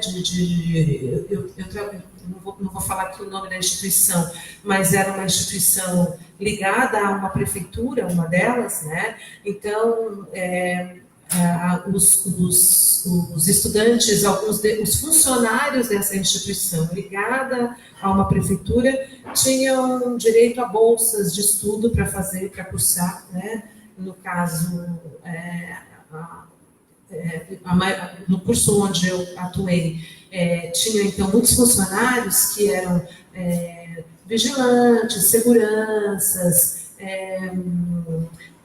técnicos, escriturários. Então, o curso superior ele não aparecia como uma possibilidade de inserção no mundo de produção de conhecimento. Não. A universidade ou a faculdade, o curso superior, era uma possibilidade de ascensão social e de qualificação para o trabalho, né, para melhorar o seu salário. E aí, inúmeras vezes, eu fui questionada, né, interpelada, assim, ora, né, cotas raciais são injustas, cotas raciais são políticas de favorecimento, são políticas, são políticas de discriminação positiva, aí tinha que explicar, né? Mas o que acontecia com essas mulheres? A maioria pardas, né? Mas que se viam como brancas, eram lidas como brancas em determinados contextos. São privilégios. Aí quando eu dizia assim, não, mas espera aí, você tem aqui uma bolsa do ProUni, você é cotista. Aí já dava aquele impacto. Então, para assim, um pouco isso, um pouco desse fenômeno que acontece, né? As pessoas, elas querem se credenciar pelo pertencimento à branquitude. Elas querem se inserir na branquitude, né? Por outro lado, lá na Unifesp, Campus Guarulhos, Escola de Filosofia, Letras e Ciências Humanas, o que eu percebo? O primeiro impacto que eu tive é perceber a quantidade de meninas e meninos, a grande maioria jovens, pretos existem lá, né? Mas o caminho que se escolhe, muitas vezes, é o caminho da ruptura, até porque são jovens, né? E eu também lá sou interpelada. Peraí, o que você quer aqui? Você não está do nosso lado? Quem é você? Né? E é complicado a gente perceber, porque eu acredito na transformação por aquilo que eu faço. Eu acredito, sabe, talvez na linha daquilo que você está apontando, mas é possível você dizer para alguém, o que você quer aqui? Você quer ficar rico? Né? Você acredita num país segregado, numa universidade segregada? O que você espera? Né?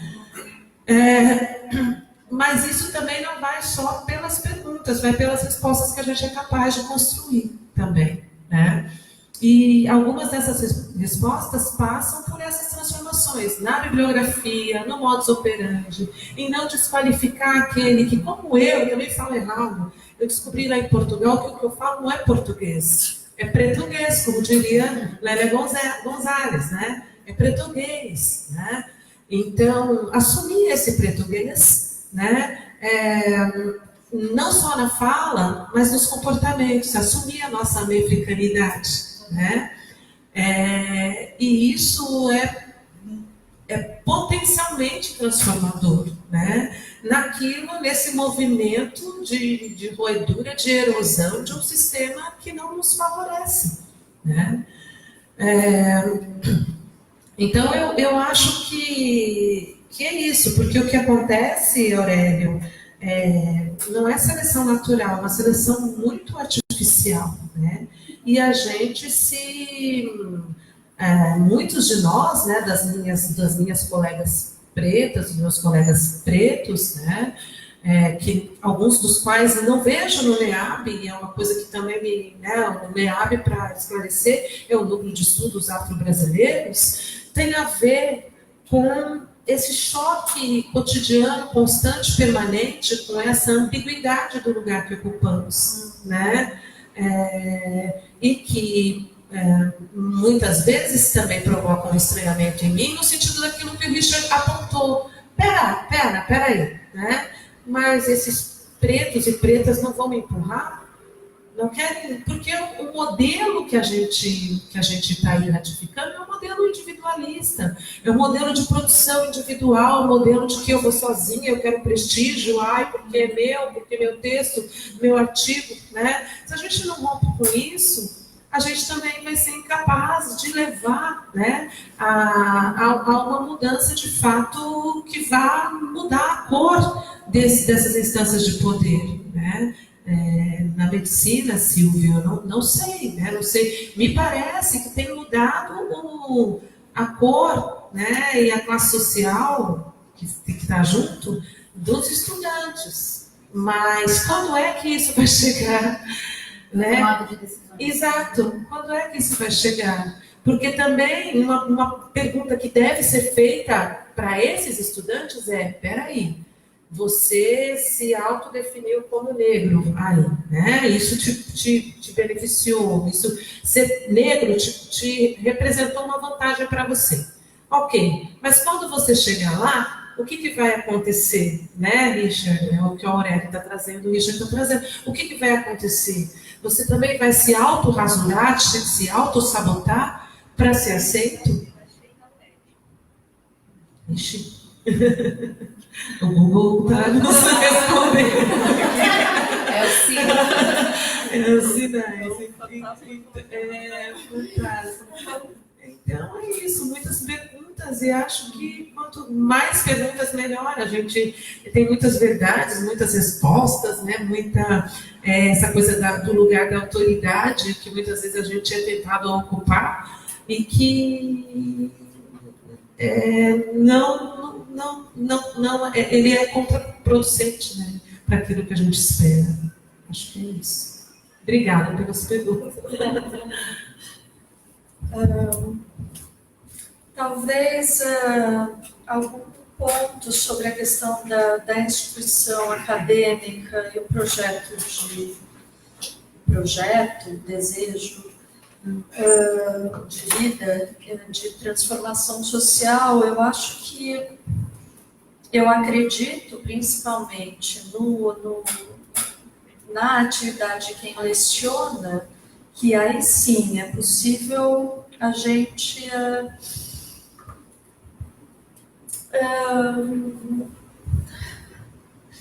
não transformar, possibilitar, encaminhar, orientar ou ter um diálogo novo, de fato, que possa, não sei, levar a uma mudança de alguma coisa. É um projeto que essa pessoa já traz e leva. Outra coisa é acreditar na transformação mesmo, como um projeto revolucionário, né? Nesse sentido de alteração de estrutura de poder na universidade. Eu acho que a universidade é uma instituição rígida, uma instituição atrelada historicamente ao poder. Não sei, é um trabalho que tem circulado muito, eu acho que na Europa e nos Estados Unidos, aqui eu não sei, sobre essas questões dentro da universidade, é o do Undercommons. E tem um capítulo em particular que se chama A Universidade dos Undercommons. Que é interessante em pensar nesses sujeitos outros, saberes outros e outra ordem de poder dentro dessa instituição resistente, né, a outras ordens ou a desordem. Isso para abrir mais essa questão e não fechá-la.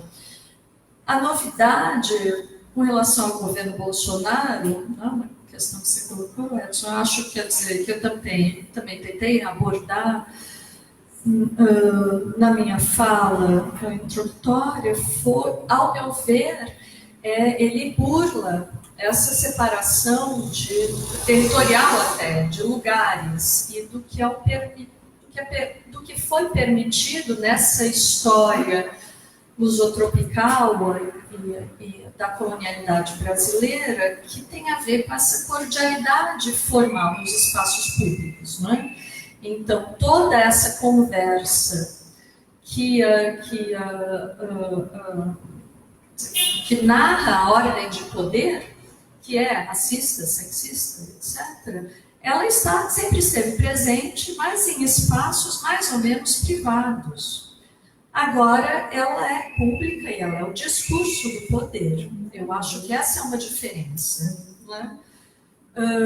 Outras diferenças eu acho que tem a ver com o momento do capitalismo neoliberal global, que é esse projeto grande, essa onda globalista, no sentido da globalização hegemônica do capitalismo neoliberal, que é necessário para se manter essa ordem, para se garantir a longevidade desse projeto, neste momento de radical, nesse sentido, de usurpação, de um novo momento de acumulação de primitiva de capital. Sobre Groningen, que é uma cidade, uma universidade no norte da Holanda, uma das grandes universidades públicas, nós temos praticamente somente universidades públicas na Holanda. A questão da diversidade está muito na moda na Europa e nos Estados Unidos também. Ao meu ver, a diversidade é um jeito de não se falar e na questão de injustiças históricas e na questão do poder. Eu sou chamada frequentemente para se debater a tal da diversidade. Sempre falo não, às vezes que eu falo sim, são para agendar o racismo, o sexismo, a xenofobia, a islamofobia. Então, eu tive uma fala muito recente num desses fóruns sobre a diversidade, que eu chamei, eu acho que em português chamaria uma coisa assim como a economia política extrativista da diversidade nos Países Baixos. E aí eu concordo com a questão que é fundamental sair do âmbito da retórica, não é? E se problematizar, se propor uma nova organização, mesmo econômica e política. Quem tem cargos, quem tem espaços, quem está precário, quem não está precário, isso num cenário de crescente precarização do trabalho, full stop, e do trabalho acadêmico também. Então, a diversidade na Holanda, por exemplo, nessa onda de questionamento dessa ordem de poder elitista, e sexista e racista nas universidades ocidentais, que começou, e não só, quer dizer, no norte, no chamado sul global, começou na África do Sul, com o movimento Rhodes Must Fall, foi para a Inglaterra, para os Estados Unidos. Na Holanda, estudantes ocuparam a reitoria da Universidade de Amsterdã, foram, a universidade colocou a polícia, tem todo um histórico desse movimento. Um pequeno movimento dentro desse movimento agendou a questão da descolonização da universidade.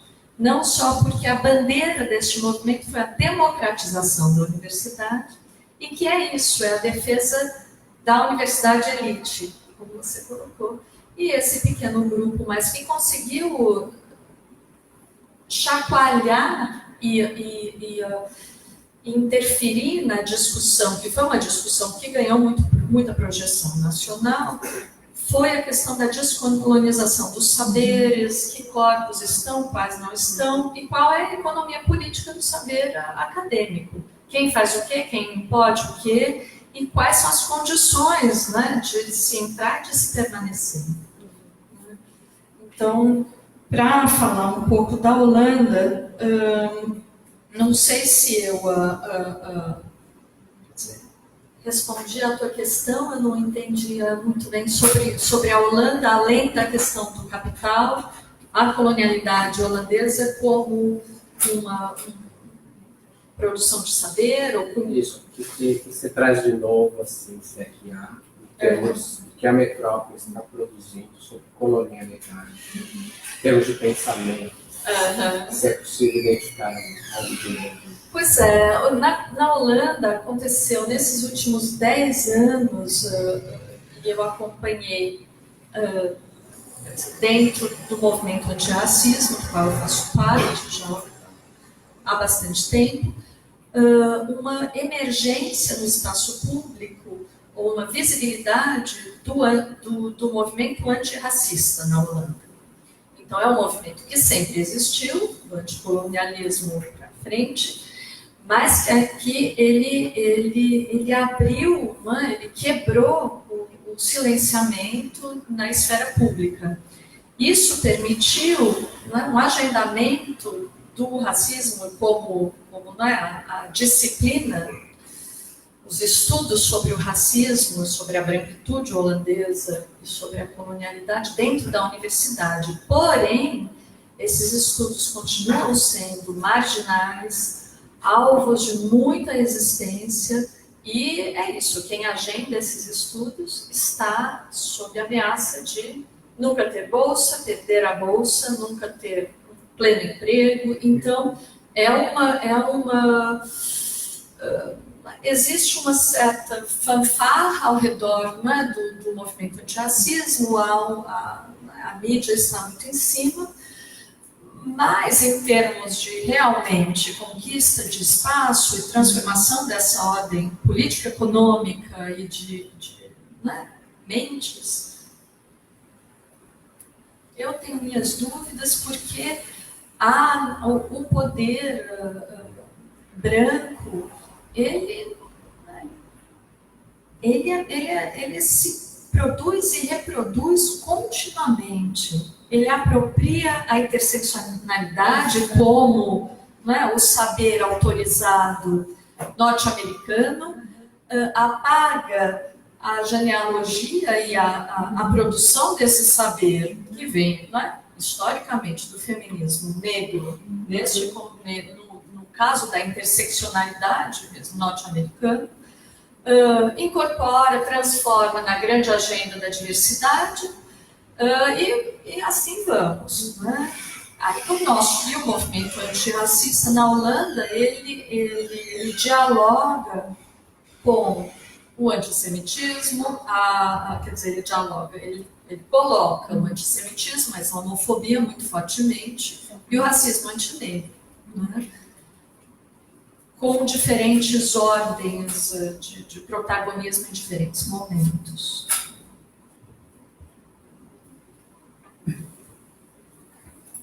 Na verdade, encerrou em termos de tempo. Vocês querem fazer esse movimento aí?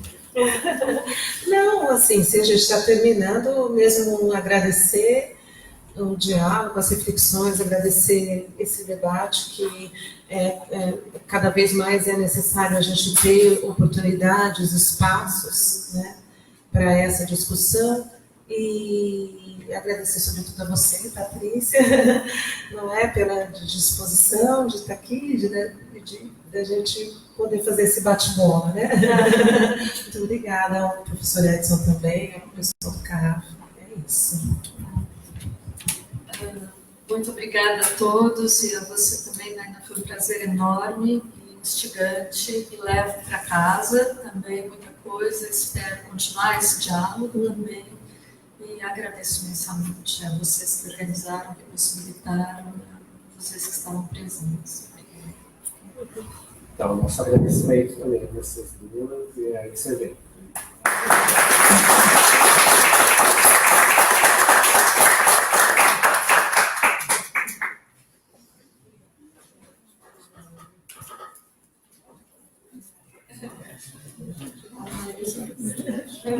Você me deu algum lugar que você quer deixar? Ah, sim.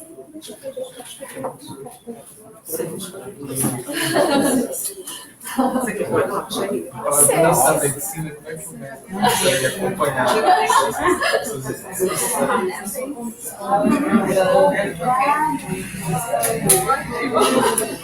Sim, sim. Vamos dar uma leite.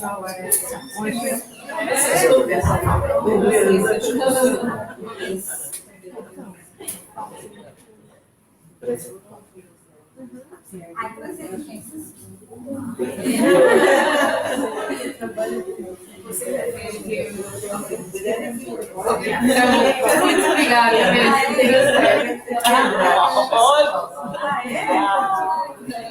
Ah,